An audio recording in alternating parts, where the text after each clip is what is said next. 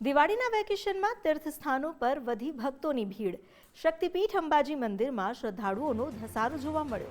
મા આદ્યશક્તિના દર્શન કરવા ભક્તો દોડી આવ્યા। દૂર દૂર સુધી લાઇનમાં ઊભેલા ભક્તોની કતાર જ બતાવે છે કેટલો ઉત્સાહ અને ઉમંગથી ભક્તો આવ્યા માના દર્શન માટે।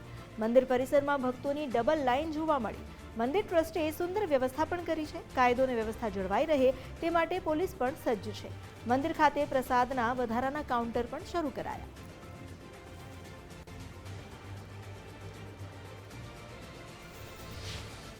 શક્તિધામ અંબાજી ખાતે દિવાળીના વેકેશન દરમિયાન ભક્તોની માનવ મહેરામણ દર્શને ઉમટી પડ્યા છે।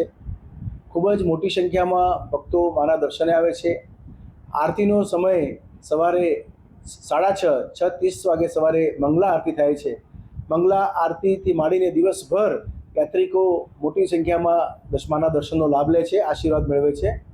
અને યાત્રિકોની વ્યવસ્થા માટે પણ ટ્રસ્ટ આરાસુરી અંબાજી માતા દેવસ્થાન ટ્રસ્ટ દ્વારા પૂરતી તૈયારી એમને સગવડ દર્શનની વ્યવસ્થા એક્સ્ટ્રા સ્ટાફ મૂકીને પણ કરવામાં આવેલી છે અને સૌને શાંતિપૂર્ણ રીતે દર્શન થાય।